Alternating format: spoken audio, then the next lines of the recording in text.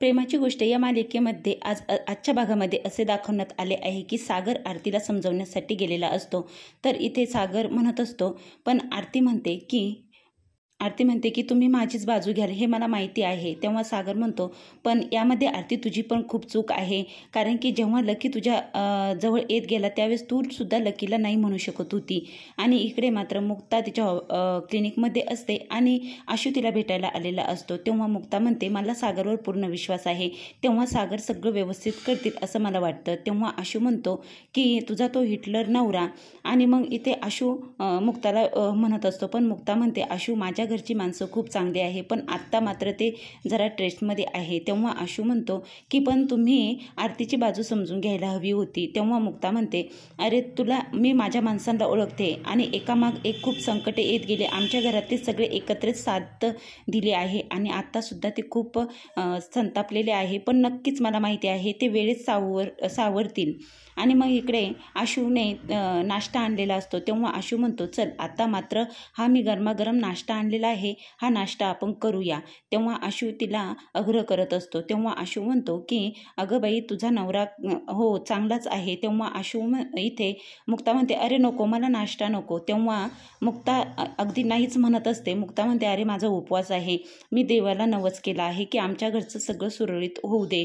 आणि मग इथे देवाचा नवस म्हणून मुक्ताने उपवास केलेला असतो आणि मुक्ताचा या सगळ्यांवर विश्वासही असतो। आणि इकडे सागर मात्र इथे आरतीला चेक लिहून देतो आणि मग आरती म्हणते की मला या चेकची, तुमच्या कागदाची भीक नको, हे माझं मी बघेल। तेव्हा इथे सागर म्हणतो की बघ, ह्या बाळाचं काय करायचं, तू तुझा विचार कर, बाळाला अफोर्डसुद्धा करू शकते। पण आरतीला खूपच राग येतो। आरती म्हणते, तुमच्या भावात आणि तुमच्यामध्ये काहीच बदल नाही। तेव्हा सागर म्हणतो, पण मी तुला इथे एवढं सांगण्यासाठी आलो आहे, आणि बघ तू लकी आणि तुझं जर लग्न लावून दिलं तर तुम्ही दोघेही खुश राहणार नाही। तेव्हा आरती म्हणते की मला काय करायचं आहे, मी समर्थ आहे आणि तुमच्या भावामध्ये आणि तुमच्यात काहीच बदल नाही, फक्त तुम्ही मात्र माझं मन समजावून मला हे केलं आणि तुमच्या भावाने माझं मन समजावून घेतलं नाही, असं आरती म्हणते। आरती अगदी सडेतोड उत्तर देते। आरती म्हणते की एक आई, जेव्हा आईमध्ये खूप शक्ती असते, आणि इथे सागर तिला चेक लिहून देतो। सागर म्हणतो की पुढच्या बाळाला सांभाळण्यासाठी सगळ्या ह्याच्यासाठी पैशाची सुद्धा गरज असते, पैसाही देखील तेवढाच महत्त्वाचा असतो। आणि मग सागर तिला पैसा देऊन तिचं तोंड गप्प करत असतो। एक अर्थ त्याचा असाच होतो, पण सागरला कळत नाही की मुक्ताला काय वाटेल। मग इथे आरती मात्र म्हणते की मी माझ्या या बाळाला आणि सांभाळायला मी समर्थ आहे, तुमची या कागदाची भीक नको आहे मला। तेव्हा आरती तो चेक इथे सागरच्या तोंडावर मारते आणि सागरला परत तो चेक देतो। ती म्हणते की मला नको आहे। तेव्हा सागर म्हणतो, मी सांगितल्याचा पुन्हा एकदा विचार कर। आणि मग इथे मुक्ताला आरतीचा कॉल इथे मुक्ता मात्र इंद्राताईंची माफी मागत असते। आई, मम्मी विसरून जाणार, मी चुकले, मी माफी मागते, पण माझ्याबरोबर बोला ना। इथे मुक्ता कान पकडून इंद्राची माफी मागत असते आणि तिची समजूत घालत असते। इंद्रा म्हणते, अगं तू किती काय केलं आहे ना ते मला माहिती आहे। आणि मग इथे मुक्ता म्हणते की मी माफी यासाठी, लकीच्या चुकीसाठी नाही मागत, मी आत्ता तुम्हाला सगळे काही बोलले आहे त्यासाठी माफी मागते। तेव्हा इथे इंद्रा म्हणते, बघ आता मी तुझ्याबरोबर बोलत आहे, पण परत जर तू अशी वागलीस ना मग बघ। तेव्हा इथे मुक्ता म्हणते, मम्मी तुम्ही माझ्याबरोबर बोला ना। आणि मग मुक्ता मात्र मम्मीला तिच्या बाजूने करून घेते, गोड बोलून अगदी तिला बोलायलाच लावते आणि मुक्ता इथे सगळ्या गोष्टींची माफी मागत असते। तेव्हा इथे इंद्राही मुक्ता म्हणत असते, झालं गेलं, माफ करा मला, मी बोलले, पण मी लकीसाठी माफी मागतच नाही आहे। तेव्हा मुक्ता साफ इंद्राताईला असं सांगून देते। तेव्हा इंद्रा म्हणते, इथे मुक्ता मात्र हात जोडून माफी मागत असते। तेव्हा इंद्रा तिच्याकडे बघून इमोशनल होऊन तिला माफ करते। तेव्हा इथे इंद्रा म्हणते की पण लकीचं बळजुबरी ते मी आरतीबरोबर लग्न लावून देणार नाही आणि आरती या घरची सून होणार नाही, हे तू लक्षात ठेव, बघ तुला काय करायचं आहे ते मग। आणि मग इंद्रा साफ इथे मुक्ताला सांगत असते, पण मुक्ता काही केल्या ऐकत नाही आणि मुक्ता इथे इंद्राचं मन जिंकण्यामध्ये खरंच ती इंद्राचं मन जिंकते। आणि मग मुक्ताला इथे आरतीचा कॉल येतो। तेव्हा इथे आरती म्हणते, खूपच चांगलं केलं आहे तुमच्या मिस्टरांनी. मला इथे भिकेचा चेक दिला आहे. त्यांनी चेक देऊन मला सांगितलं की हे बाळाचं बघ, तुला काय करायचं आहे, तू बाळाला ठेव आणि या बाळाला ठेवायचं असलं तर हा चेक घे, त्याला सांभाळण्यासाठी पैसे लागेल, त्याची जबाबदारी मी घेतो, मी तुला पैसे पुरवतो, हे सगळं करण्यासाठी तुम्ही इथे पाठवलं होतं का? तेव्हा मुक्ता म्हणते, अगं आरती, तुझा काहीतरी गैरसमज होतोय, सागर असं करणार नाही. आणि मग मुक्ता म्हणते, ऐकून तर घे. पण आरतीला खूप राग आलेला असतो. आरती काही देखील ऐकत नाही. आरती म्हणते, मी माझी समर्थ आहे या बाळाला सांभाळण्यासाठी, तुमच्या चेकची भीक नको आहे मला. आणि मला वाटलं होतं की ते सगळं ठीक करतील, तुमच्या सांगण्यावरून मला त्यांच्यावर विश्वास होता. तेव्हा मुक्ता म्हणते, अगं आरती, तू ऐक ना, तू काय एवढी ट्रेस होऊ राहिली आहे. तेव्हा आरती मात्र मुक्ताला साफ सगळं सांगून टाकते, सागर जे काही म्हणलं आहे. तेव्हा सागर घरी येतो आणि मुक्ता म्हणते की काय झालं, आरतीकडे गेला होता ना? तेव्हा इथे सागर म्हणतो, हो गेलो होतो. आणि मग मुक्ता म्हणते, असं कसं तुम्ही करू शकता का? त्या मुलीच्या जीवाशी तुम्ही खेळत आहात. तुम्हाला कळत आहे की ती कोणत्या ह्याच्यातून जात आहे आणि तुम्ही तिला पैशाची तिला हे दिली, पैसे तिला दिले.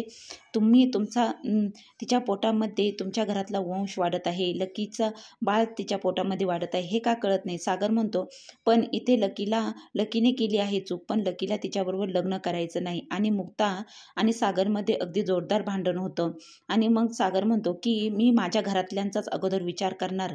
आणि मग मुक्ताला इथे चक्कर येत असते आणि मुक्ता म्हणते, असं तुम्ही करू शकत नाही. का तुम्ही असं केलं? का आरतीचा विचार केला नाही? तो लकी चुकीचा आहे, तुमचा भाऊ चुकीचा आहे आणि त्याला तुम्ही पाठीशी घालत आहात. आणि मग इथे सागर म्हणतो, मी गेलो होतो तिच्याकडे, मी सांगितलं तिला सगळं समजावून, तिच्या बाळाची जबाबदारी घ्यायलाही मी तयार झालो आहे. मुक्ता म्हणते, जबाबदारी घेऊन संपत नाही सगळं.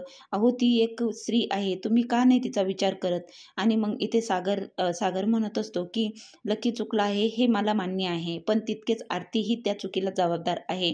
आणि मग इथे तेव्हा मुक्ता म्हणते, लकी चुकला आहे, मला लकीकडून कोणत्याच प्रकारची अपेक्षा नाही आहे, मी त्याच्याकडून कोणत्या गोष्टीची विचारही केला नव्हता, पण मी तुमच्याकडून चांगलं होण्याचा विचार केला होता. मला वाटलं होतं तुम्ही सगळं चांगलं कराल, सुरळीत कराल, पण तुम्ही जाऊन काय केलं? तुम्हीही तेच केलं. आरतीला सांगितलं का ह्या बाळाचं काय करायचं तू बघ, नाहीतर या बाळाला हे काढून टाक म्हणून, असंही तुम्ही तिला सांगितलं. तेव्हा इथे सागर म्हणतो, मुक्ता ऐकून घे, आणि मी माझ्या घरातल्यांचं मन दुखवू शकत नाही. मुक्ता म्हणते, काय मग तुम्ही तिचं मन दुखावून आला? आणि मग इथे सागर जोरजोरात ओरडायला लागतो. आणि इकडे सावनी त्यांचं भांडण ऐकत असते. सावनी म्हणते, अरे वा, सावनी अगदी मनासारखं झालं आहे. सागर आता मुक्ताचा रागराग करणार, मुक्तालाही तशीच वागणूक मिळणार या घरामध्ये, आणि एकाच दगडात दोन पक्षी आता. आणि इथे सावनीचा डाव ती मात्र जिंकलेली असते. सावनीला खूपच आनंद होत असतो. सावनी म्हणते की आता मुक्ताचा या घरामध्ये सगळेच रागराग करायला लागलेले आहे आणि याचंच मला आता फायदा उठवायचा आहे, असं सावनी म्हणत असते. आणि मग इथे सागर म्हणतो, मुक्ता ऐकून घ्या, मला तुमचं काहीही एक ऐकायचं नाही. सागर ओरडतो. तेवढ्यात मुक्ताला चक्कर येतात आणि मुक्ता खाली पडते. मुक्ताच्या नाकातून रक्त येत असतं. मग सागर ओरडायला लागतो, आई, मम्मीला आवाज देतो, स्वातीला आवाज देतो आणि मुक्ताला उचलून घेऊन त्यांच्या बेडरूममध्ये जातो. तर आता मुक्ताला काय झालं असेल आणि मुक्ता या सगळ्यातून बाहेर निघेल का? तर सागर मुक्ताचं मन जिंकू शकेल का? आणि मग इथे मुक्ता आजारी असते आणि मुक्ता चक्कर येऊन पडलेली असते. सगळेजण मुक्ताच्याच काळजीत असतात. आता मुक्ताला काय झालं असेल? सागर ही खूप टेन्शनमध्ये असतो आणि सागरच्या भांडणामुळेच मुक्ता बेशुद्ध पडलेली असते. इंद्रा ही खूप म्हणते, मुक्ता अगं उठ उठ. आणि मग इथे सागर डॉक्टरांना फोन करतो आणि डॉक्टरांना तर आधीच आशूने फोन केले. आशू येतो. तेव्हा सावनी येते. सावनी म्हणते, आशू आला आहे डॉक्टरांना घेऊन. तर आशूला इथं मुक्ताबद्दल सगळं काही माहिती असतं. तर इथे सागरला आशूचा राग येतो. आता पुढील भागामध्ये काय होईल?